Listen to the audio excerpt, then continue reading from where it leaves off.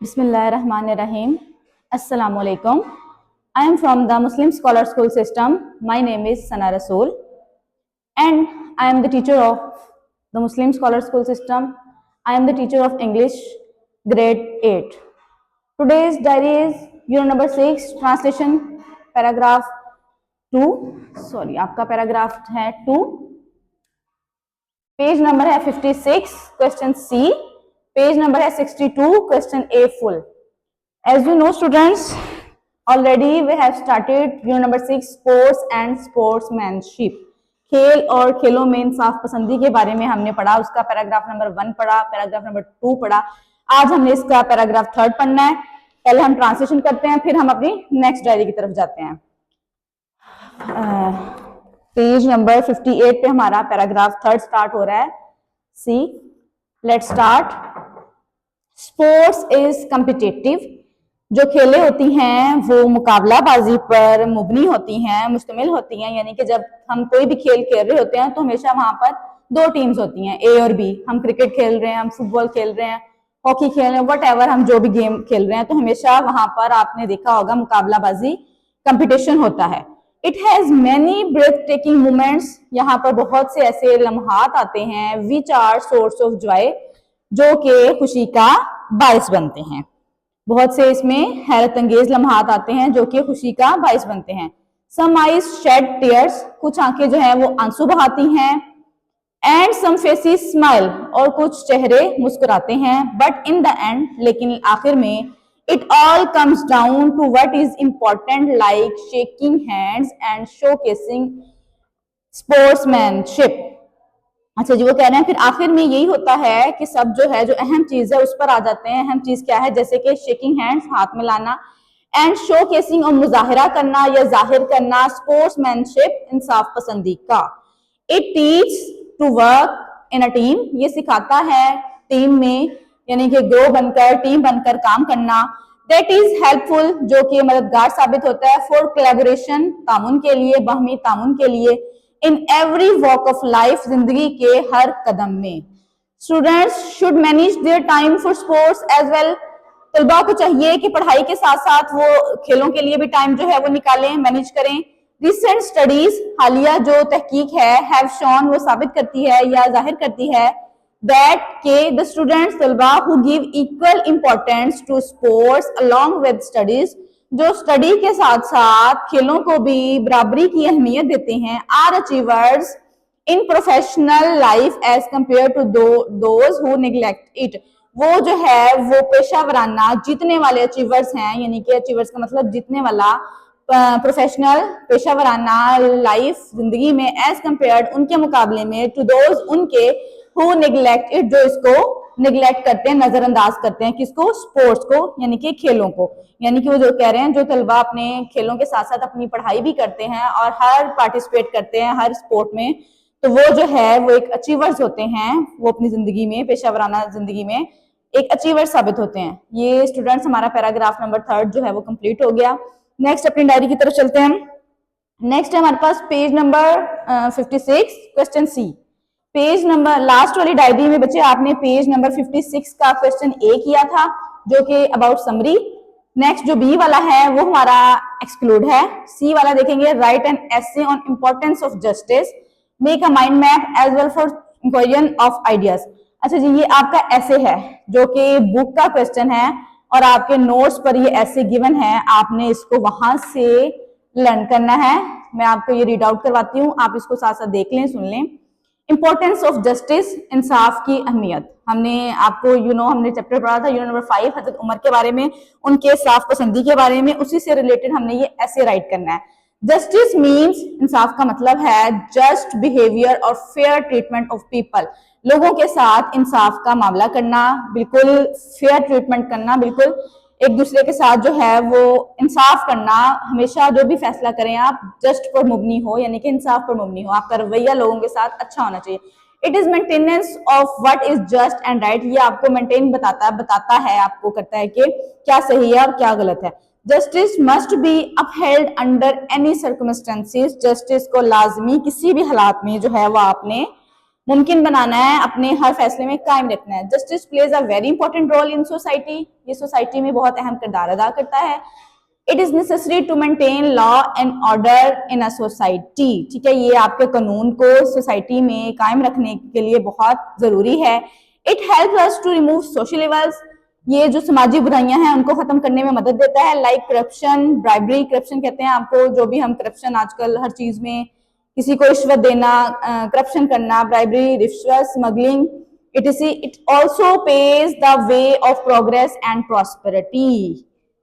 Next हमारे पास Islam also lays great stress on justice, Islam भी जस्टिस पे बहुत ज्यादा जोर देता है। रसूलुल्लाह सल्लल्लाहु अलैहि वसल्लम was a model of justice, आप जो हैं वो इंसाफ का नमूना थे। ही सल्लल्लाहु said the just and fair will be seated on chairs of light before Allah, वो अल्लाह के साथ उस चेयर्स पे बैठेंगे, उस रोशनी की चेयर होगी रोशनी में जहां पर वो बैठेंगे। As head of the state of Medina ही सल्लल्लाहु अलैहि वसल्लम practised high standard of justice, जब आप हेड थे मदीना के, उस सीट पर बैठते थे तो आपने इंसाफ पसंदी का मुजाहरा किया।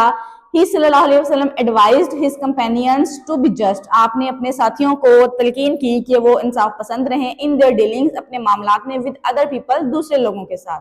लास्ट पैराग्राफ है, देयर इज नो डाउट, कोई शक नहीं है, that justice leads to violence and social evils, ठीक है, जस्टिस जहां इंसाफ नहीं होता वो माशरे में लोगों को समाजी बुराइयों की तरफ, तशद्दुद की तरफ लेकर जाता है। A nation that does not administer justice has to face a number of perplexing problems, बहुत सी शदीद आने वाली मसाइल का लोगों को सामना करना पड़ता है जहां पर इंसाफ नहीं होता। Therefore, लिहाजा every nation should strive its level best to ensure justice in its society. हर किसी को कोशिश करनी चाहिए, अपना बेस्ट से बेस्ट देना चाहिए कि माशरे में जो है वो इंसाफ कायम किया जा सके।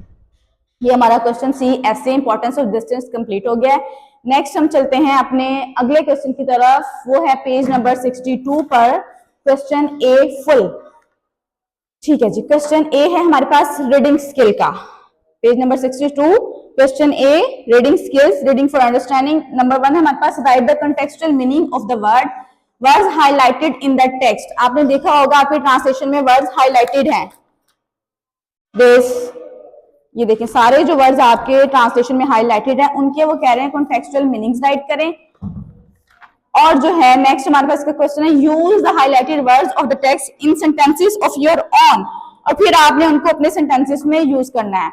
यहाँ पर मैं आपको मीनिंग भी बता रही हूँ, वर्ड्स राइट किए हुए हैं, मीनिंग है और सेंटेंसेस हैं। आपने इनको अपने वर्क को अपनी नोटबुक पे नोट डाउन कर लेना है और इसको लर्न करना है। वर्ड्स है हमारे पास सबसे पहले एडहेरेंस, एडहेरेंस का मतलब होता है पाबंदी, वाबस्तगी। कमिटमेंट टू पर्सन, किसी के साथ हमने कमिटमेंट की है तो वो हम उससे वाबस्ता हो गया, वो पाबंद हो गया हम उस कमिटमेंट को फुलफिल करने के लिए, ठीक है। सेंटेंस सारा रेज्ड एडहेरेंस, उसका जो गुस्से वाली पाबंदगी है या वाबस्तगी है किसी के साथ भी, मेड हर, उसे बनाती है अनपॉपुलर, गैर मकबूल। I hope you understand. Showcase, जाहिर करना, एग्जिस्ट, एग्जिबिट और डिस्प्ले, यानी कि किसी भी चीज की नुमाइश करना, उसको जाहिर करना। I am showcasing my things, मैं अपनी चीजों को जाहिर कर रही हूँ।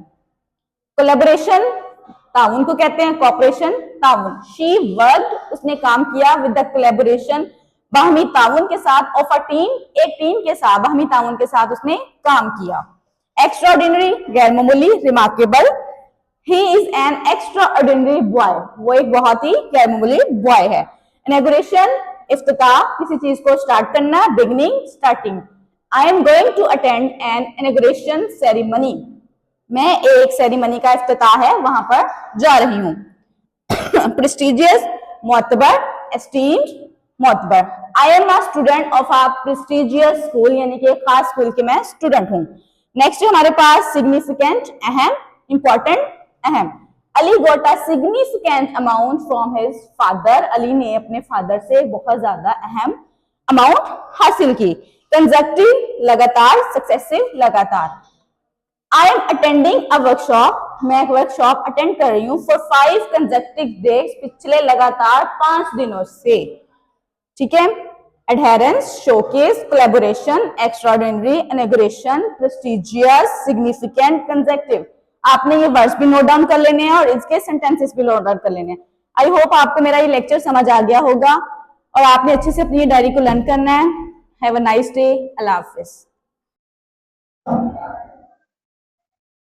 अस्सलाम वालेकुम।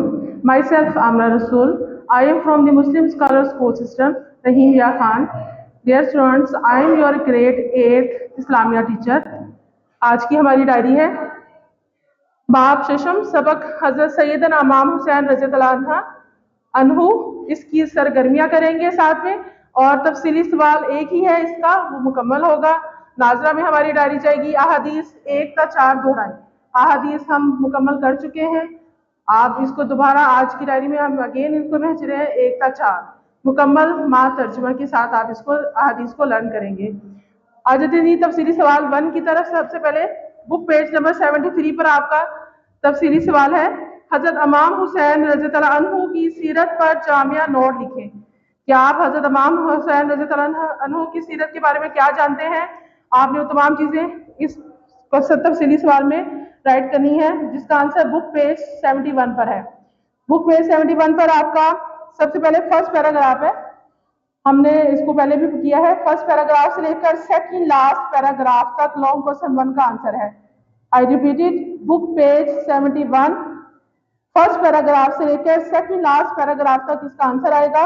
इसमें से जो लाइनें मैं नहीं पढ़ूंगी वो कट होंगी।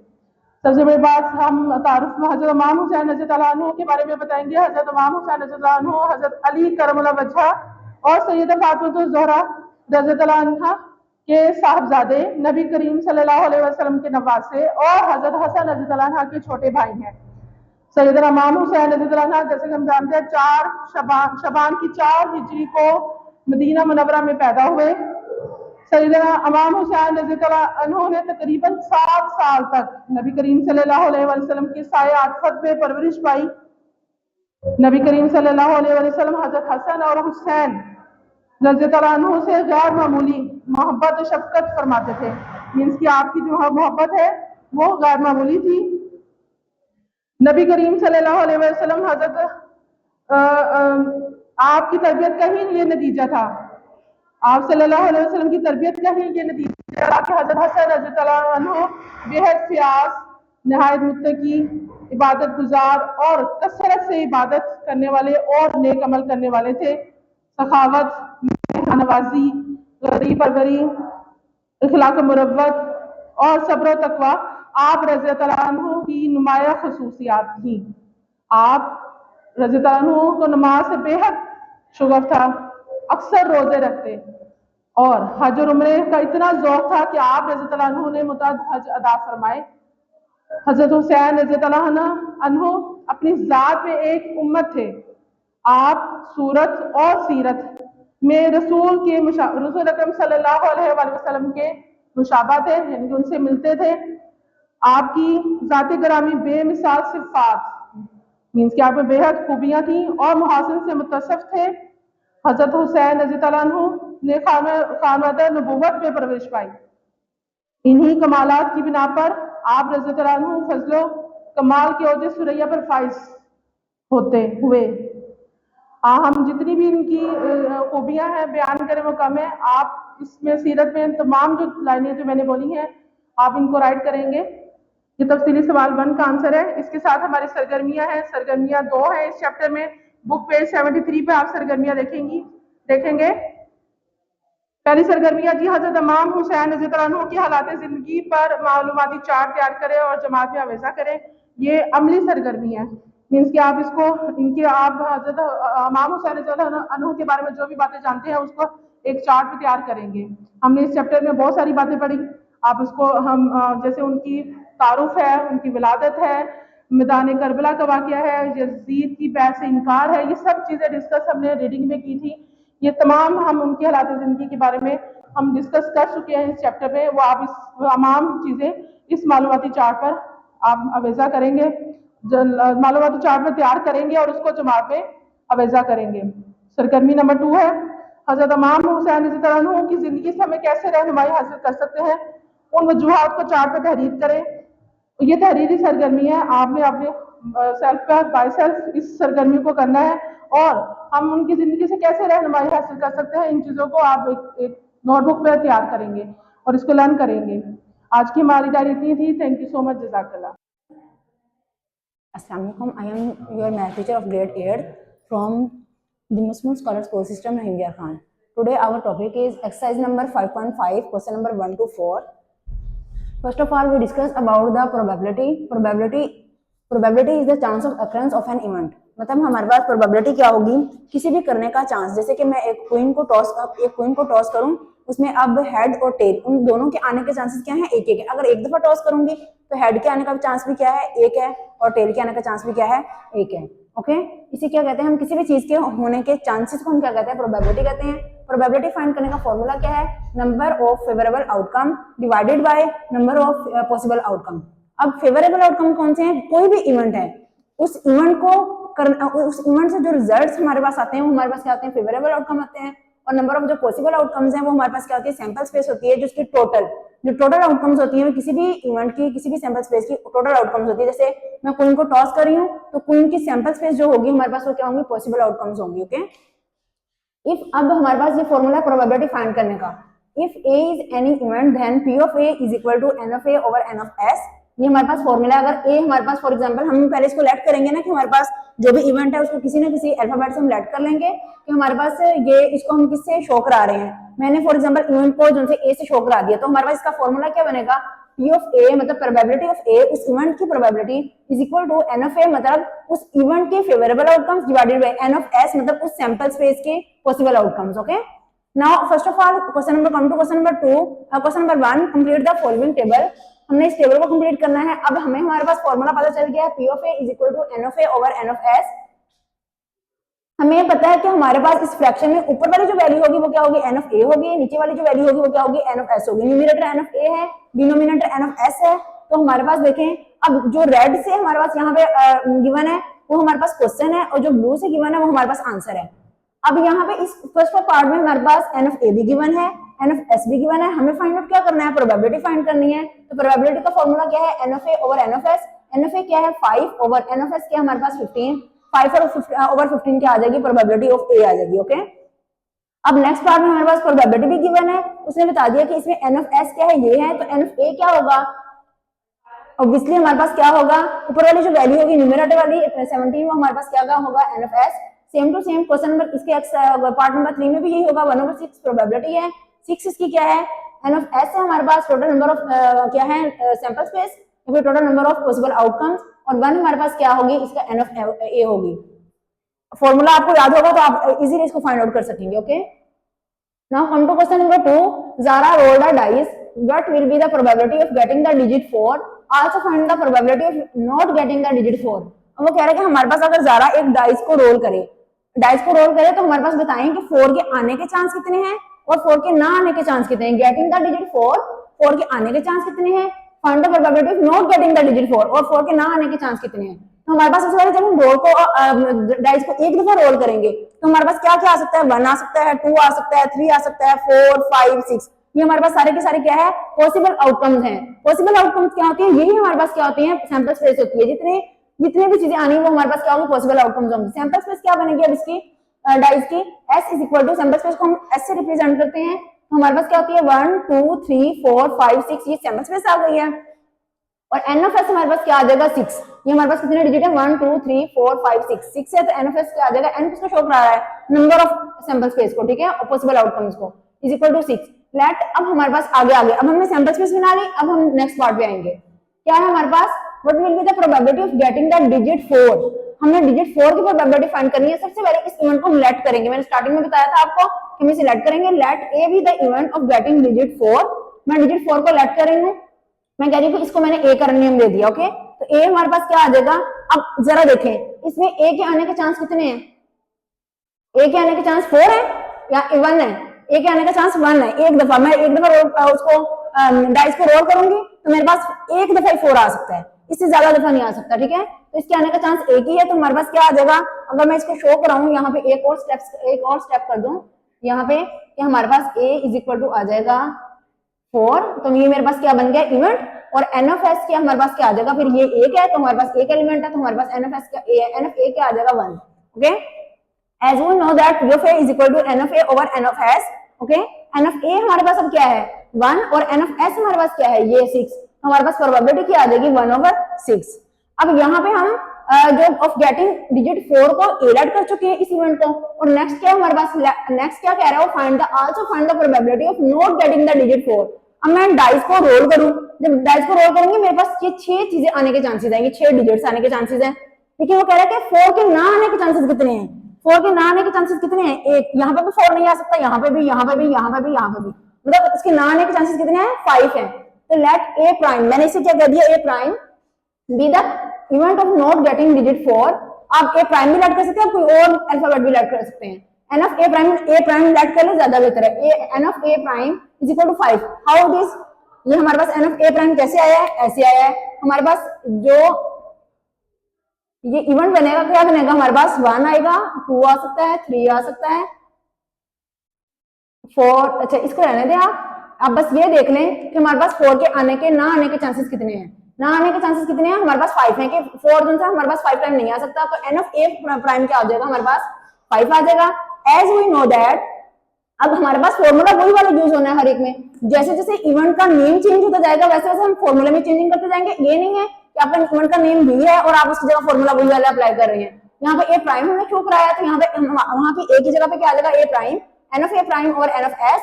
एन ऑफ ए प्राइम क्या हमारे पास 5 है, एन ऑफ एस हमारे पास क्या है 5 है, तो N P of A prime क्या आ जाएगा 5/6। ओके, क्वेश्चन नंबर आगे हमारे पास आ जाता है 4। A box contains 8 cards numbered 20 to 27. What is the probability of getting? वो कह रहा है कि हमारे पास एक बॉक्स है जिसमें 8 कार्ड्स हैं। 8 कार्ड्स किस किस के हैं, उसमें नंबर्स क्या हैं, 20 to 27 है, 20 to 27 तक उसमें नंबर है। वो कह रहा है but what is the probability of getting, उसमें आगे पार्ट्स दिए हुए हैं। Number 22 from the box, 22 number के क्या प्रोबेबिलिटी होगी, 26 नंबर की क्या प्रोबेबिलिटी होगी, और 20 से 27 में अगर 25 के एक्सेप्ट बाकी सारे नंबर्स की क्या प्रोबेबिलिटी होगी। फर्स्ट ऑफ ऑल हमें क्या करना है, हमें सैंपल स्पेस बनानी है। सैंपल स्पेस में हमारे पास क्या आ जाएगा, sample space is equal to 20, 21, 22, 23, 24, 25, 26 and 27। 20 to 27 का था सैंपल स्पेस में ये सारे डिजिट्स आ जाएंगे। और एन ऑफ एस हमारे पास क्या बन जाएगा, 8, 1, 2, 3, 4, 5, 6, 7, 8 हमारे पास डिजिट है, तो हमारे पास क्या आ जाएगा, 8 एलिमेंट्स है। एन ऑफ एस क्या आ जाएगा, इज इक्वल टू 8। अब फर्स्ट वाला है a number 22 from the box. अब हम बॉक्स में से एक नंबर ले रहे हैं, तो एक नंबर उस 22 की हमारे पास प्रोबेबिलिटी क्या होगी, let A be the event of number 22। आप अपनी मर्जी से कुछ भी लेट कर सकते हैं, ठीक है। ए में अब हमारे पास क्या आएगा, सिर्फ 22 आएगा, और ये कितने एलिमेंट्स है, एक एलिमेंट है, तो एन ऑफ ए क्या होगा हमारे पास 1 आ जाएगा। और एन ऑफ एस हमारे पास क्या आएगा 8, N of S is equal to आ जाएगा 8। P of A is equal to N of A over N of S. N of A क्या है 1, एन ऑफ एस हमारे पास क्या है 8, तो पी ऑफ ए हमारे पास क्या आ जाएगा 1/8। प्रोबेबिलिटी ऑफ 22 क्या आ जाएगी हमारे पास 1/8। अब हमारे पास आगे है नंबर 26 फ्रॉम द बॉक्स, मतलब 26 के आने के चांस कितने हैं। अब 26 के आने के चांस कितने हैं, टोटल हमारे पास 8 है और उसमें से 26 के आने के चांस कितने हैं, उसका भी 1 ही है। इसको भी हम लेट करेंगे, let B be the event of a number 26। अब इसका जब सेट बनाएंगे, इवेंट का पहले सेट बनाएंगे, तो क्या बनेगा, बी इज इक्वल टू 26। कितने एलिमेंट्स हैं, एक एलिमेंट है, तो हमारे पास एन ऑफ बी भी क्या हो जाएगा, एन किसको शो करा रहा है, मैंने बताया था आपको पहले भी, एन हमारे पास इवेंट्स को शो कराता है, नंबर ऑफ इवेंट्स को शो कराता है, एन नंबर्स को शो कराता है, तादाद को। N of B is equal to 1। N of S हमारे पास क्या है 8, तो हमें फाइंड क्या करनी है, प्रोबेबिलिटी एन ऑफ बी। अब हमने क्योंकि इसका नेम चेंज कर दिया है, तो यहाँ पे हमारे पास ए की जगह पे बी यूज होगा। ओके, तो P of B is equal to N of B और N of S. P of N of B हमारे पास क्या है 1 है, और एन ऑफ एस हमारे पास क्या है 8 है, तो 1/8। अब इसका हमारे पास प्रोबेबिलिटी क्या आ गई है 1/8, इसकी प्रोबेबिलिटी 1/8 आई है। ओके, अच्छा सी वाला पार्ट है इसका, all number 20 to 27 except 25 from the box. अब टोटल जितने नंबर हैं उसमें 25 के अलावा जितने नंबर हैं उनकी प्रोबेबिलिटी बतानी है। Let's see the event of all number 20 to 27 except 25। वो कौन कौन से नंबर होंगे सी में, 20, 21, 22, 23, 24, 26, 27। ये कितने एलिमेंट्स बनते हैं, 1, 2, 3, 4, 5, 6, 7। तो एन ऑफ सी क्या हो जाएगा 7। एन ऑफ एस क्या हो जाएगा, वो जो हमने शुरू में फाइंड आउट किया था 8, कहां किया था, यहाँ पे किया था 8, सही है। तो अब हमारे पास पी एफ सी क्या आ जाएगा, N of C over N of S. N of C क्या हमारे पास 7, एन एफ एस क्या हमारे पास 8, तो पी एफ सी हमारे पास क्या आ जाएगा 7/8। ओके, तो ये हमारे पास सबकी ये question number 1, question number 1 table वाला मैंने आपको करा दिया। क्वेश्चन नंबर 2 भी, क्वेश्चन नंबर 4 हो गया। क्वेश्चन नंबर 3 जो आपका एचओक में है वो आप लोगों ने रजिस्टर पे करना है। ओके, अल्लाह हाफिज़।